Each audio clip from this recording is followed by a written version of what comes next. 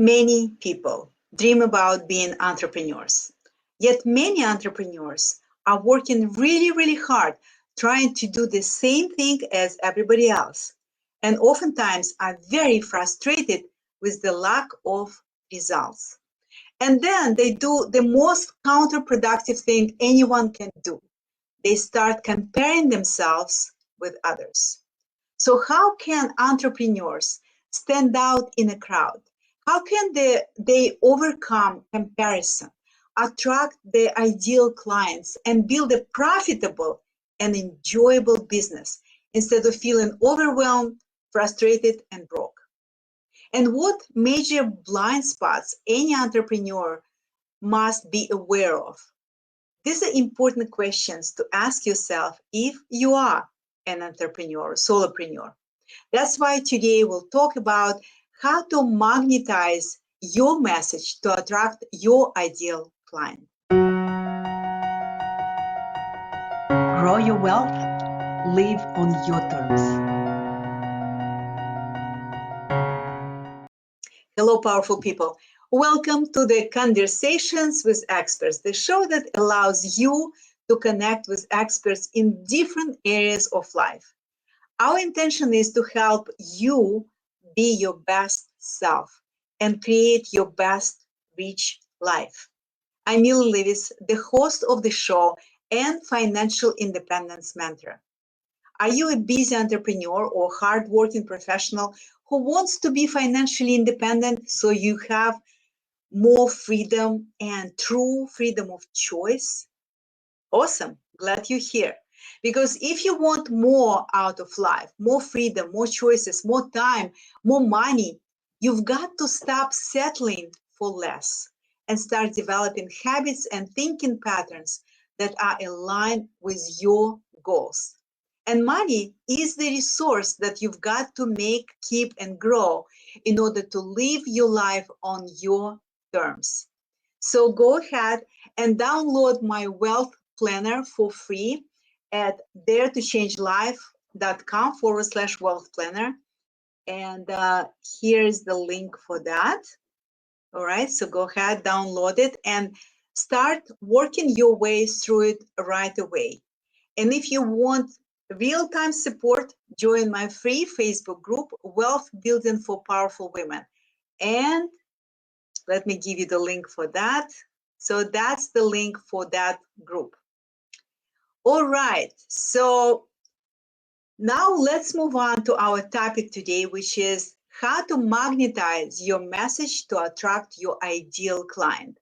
And my amazing and very successful guest today is Eileen MacDonnell. Welcome, Eileen. I am so grateful to have you here.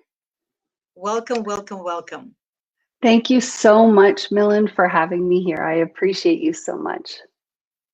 So thank you. I want to introduce you a little bit formally because I could talk just in general, but I think I want people to know better who you are and what you do. So Eileen MacDonnell is a strategic intervention and performance coach. She helps entrepreneurs move from confusion to clarity, giving them strategies to make more money faster. After 24 years long sales and marketing career, 9 years ago, she dove into entrepreneurship herself. She's a mom of 3 children, has built the coaching business of her dreams, and a successful one. So welcome again. I'm very, very happy to have you here. Thank you so much for your time today. Thank you so much, Millen. So I want to start. I have a few questions because I know that you're very experienced. I have a few questions, but I want to start with this one. When did you decide to become an entrepreneur, and what did you have to overcome to be successful in your business? That is such a great question, and there is a long answer. I will give you the Coles note. So when I first decided to become an entrepreneur, it was actually quite by accident. I was happy being an employee, even though I had dreamed of, driving down the street on any given Tuesday just to go out for a coffee, and being, financially independent and financially free, not having a boss. But instead, I was working for corporate. I was a publisher of a national magazine group. And in 2012, after I had major surgery, invasive surgery for an illness that I had, as well as I was pregnant with our second child, and I lost my job. I was laid off because of the crash in 2008, 2009 in the industry that I worked in. So I was suddenly left with a choice. Do I put now my children into daycare, or do I decide to stay home? And it was always my dream, and staying home isn't for everybody, but it was always my dream to be home with my kids. So that's when the decision was it was put into my lap of, well, do you want to do this or don't you? And then what I had to overcome, making the decision to be an entrepreneur was really easy.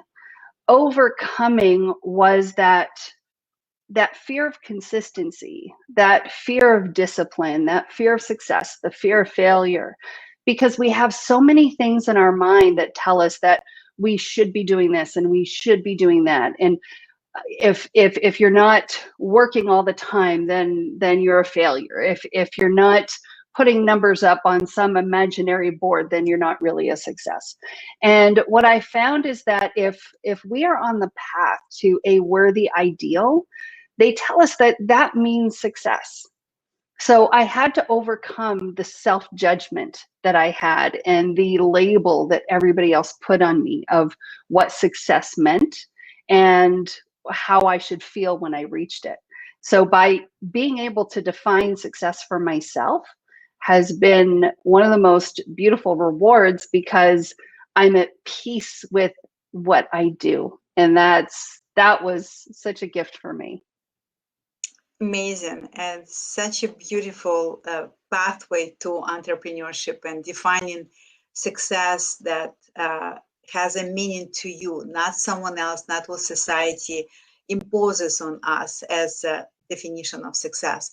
So next, I want to actually ask you, because I know that that's your area of expertise, is what is definition? How do you define ideal client, and how we can determine who our ideal clients are?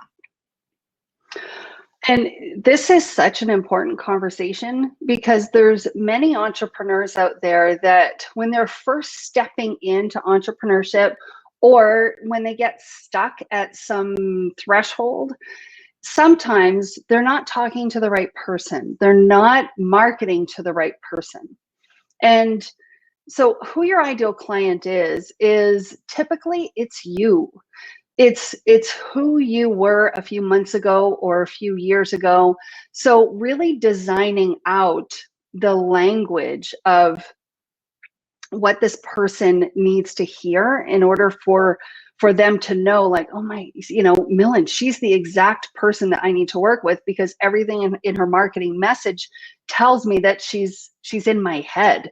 Right? So it's all about entering the conversation that is already happening in your ideal client's mind. Now, how do you design that? That's a really good question. And people design their ideal clients to varying degrees and to varying efficiencies as well. So people will come and see me and come to one of my free workshops and say, okay, I've already done this exercise. Why do I need to do it again? And it's because we really dive super deep. So it's really about finding out who your ideal client is in terms of gender. And something I really encourage people to do is, yes, sometimes in businesses, you'll be able to serve men and women. You'll be able to serve both. But here's the thing, is that there's always one that's going to be captured. Right? There's always one. So I would encourage you to choose one gender or the other. And then there's the age gap as well. So for instance, there could be, if you think that you serve everybody from 18 to 80, I share that yes, absolutely, your product can be consumed by that audience. However, who is it that is the sweet spot that's really going to get the language that you share? So for instance, I grew up in the 70s. So let's say a show like Happy Days. If I made a Happy Days reference and my ideal client was between 45 and 55, they would get that reference. They would still be able to consume it. If somebody was outside of that, if they were still attracted by my message, they'll consume it. They won't catch the reference, but they'll get the overall message anyway. So there's within the ideal client, when people are designing it, I invite them to be more inclusive of their own group and not to worry about everybody on the periphery. So getting down into who they really are is figuring out, where do they hang out? What do they do? What are their pastimes and hobbies? What are some of their challenges? What are their wishes? What are their values? I think I said that one already.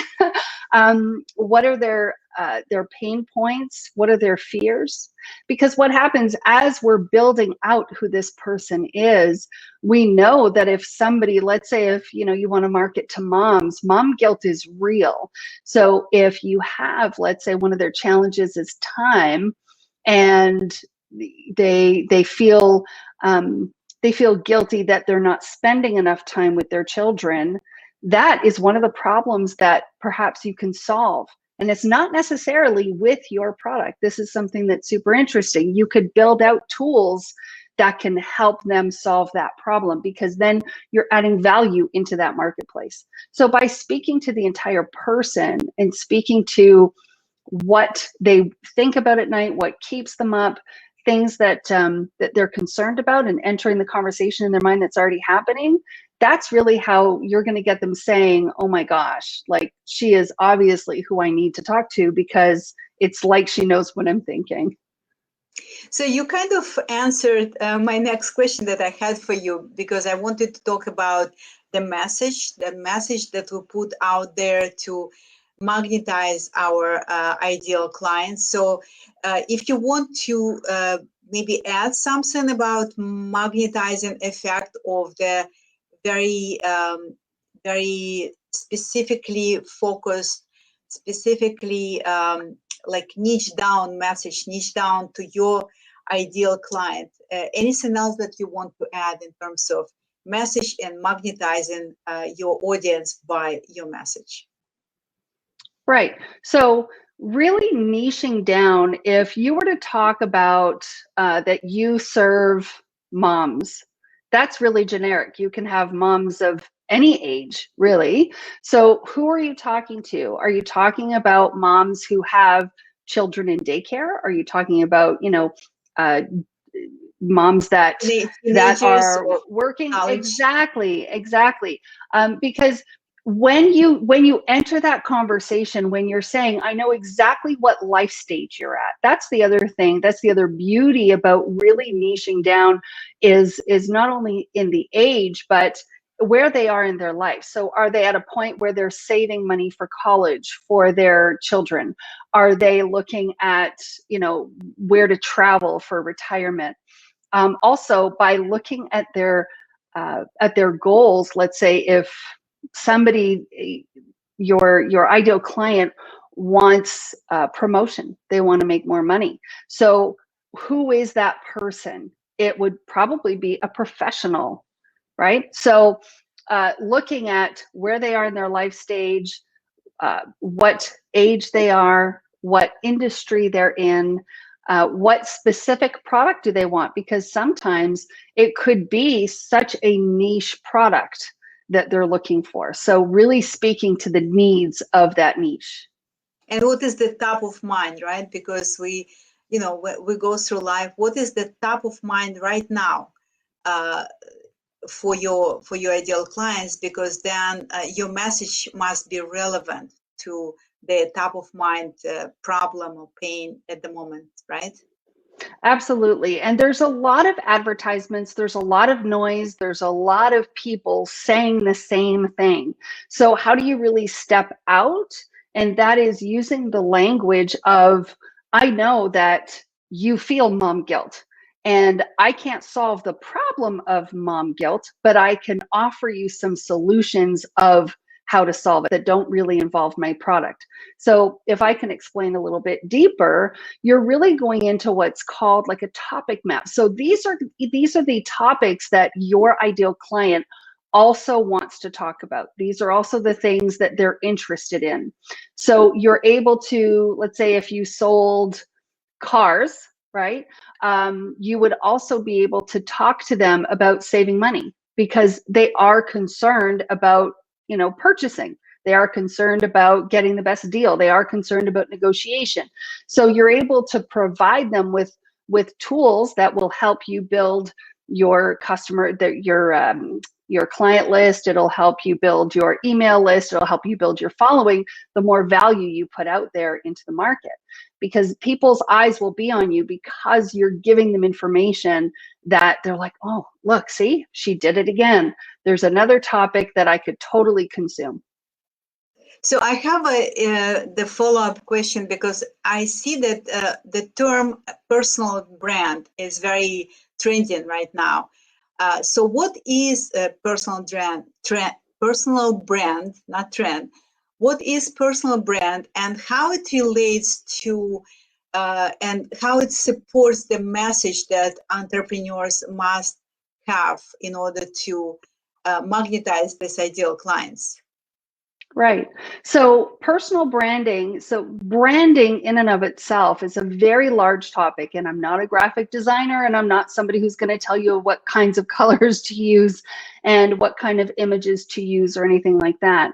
What I can share with you is that you want to make sure that who you present yourself as online on social media is consistent with the values that your product or service has. So if there is a certain message, and that's something that we call an avoidance. So let's say if there is, and there's topics typically like, you know, religion and very controversial topics, politics, things like that. If you're not looking to divide your audience, then don't talk about that. Right? Make sure that the values, that your values are in line with the company that you are representing. So things, posting things that are helpful and kind, things that are very, okay, let me show you, well, I'll tell you a story. There was a friend of mine who was posting on social media and she was very successful. She was selling products. She had a great following. Here's the problem. She started posting things about a controversial topic. All of a sudden, her followers started to leave. Now, this can go one of two ways. This could either go of, okay, well, you're eliminating the people that, you know, maybe aren't in line with who you are, and that's okay because then you could focus on the niche, or you're losing all of these clients. Now, and it's not from a scarcity mindset kind of perspective. But here's the thing, there was actually no reason for her to post those controversial posts. There was no reason for her to bring that to light because it didn't go with her brand. It didn't go with who she was as a person. So if it's, don't not muddy the waters, right? Just keep the lines very clear of who you are and hold the integrity of who you are as your brand. Very, very, very cool point, because I think that what we post should motivate people, should inspire people, should provide some important information aligned with your services, etc. There is no point, in my opinion, to kind of, like you said, you know, just steer the path with something that may be divisive or something that may be, you know, not really bringing people together and not giving them hope or something like that. So that's why I, you know, like what divides people, politics, and now it's like who is vaccinated, who is not vaccinated. I don't want to talk about this because I want to post something that uplifts, that inspires and motivates. Very good point. Thank you so much for sharing this story. So another question, and that would be my last question for you. What is the biggest challenge and maybe the biggest major blind spot that some entrepreneurs have and don't really realize the impact of these blind spots that how they affect their success and their prospects and their clients? That is a great question, because of course there's several. The number one that I can think of is mindset, and it's always mindset. However, I want to shine a light on something that nobody seems to be talking about. And that is, whenever I see somebody posting and it doesn't land with their ideal client, I know that they were posting about what they wanted to post about. They're not considering the audience that they're looking to serve, the person that they're looking to serve. And we all have a responsibility, right? So above my head, I have the poem by Marianne Williamson called Our Deepest Fear, right? And it talks about, as we shine our light on, or as we shine our own light, we unconsciously give permission to others to do the same, right? So people are always afraid of showing up as who they are, who they really authentically are. They feel like they have to put on some kind of air, that they have to do what everybody else is doing. And that's not it at all. All of us who can help, right? Who has some kind of, we all have a purpose, but people who are looking to serve and fulfill their purpose, I mean, it takes more than one shovel to move a mountain, right? So it's really up to all of us to pick up that shovel. And what happens is that we get so wrapped up in our own thoughts and our own self-conscious feelings that instead of really focusing on the serve and focusing on giving love to the people that we want to serve, we're so worried that we're going to be compared with what other people think. So what happens is that when you fill out, I'm looking for like a free piece of paper here, when you fill out something like, you know, your ideal client, when you fill out the description of everything, it's so important to keep that on your desk. That every time before you post, before you write anything, before you ask a question, before you try to engage, before you put out any kind of marketing content, you have to look at that person. It's not about, you know, comparing yourself with somebody else. It's about shining your own light and looking at who that person is that you want to help so bad that you look at them and you say, okay, how can I help you today? How can I serve you today? What problem can I help you solve to make your load a little bit easier, to make, you know, to help you? Because as we help them, we're going to get what we want anyway, right? So we have to keep focusing on our voices being to the people that we help. And so it's kind of easy to spot when people get off that train, when people start to talk about what they want to talk about and how they want to show up instead of looking at who they serve.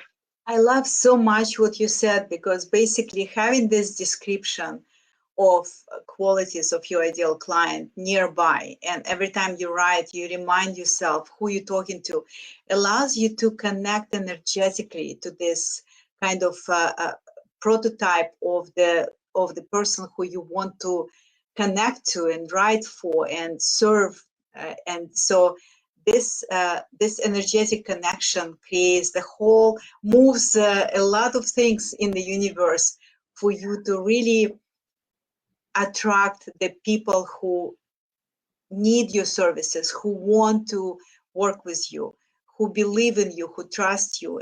I love this aspect of energetically connecting by reminding yourself, who do you serve and what benefits you can offer to them. Thank you so much. I really, really love your approach and your perspective and sharing your experience today. Love it. And I want to ask you, how could people find you? What do you want to maybe share for our audience today, so they could learn more from you and maybe from your team, etc.? Absolutely. So we actually have our event that is launching on September 16th. It is called the Make Money Faster event.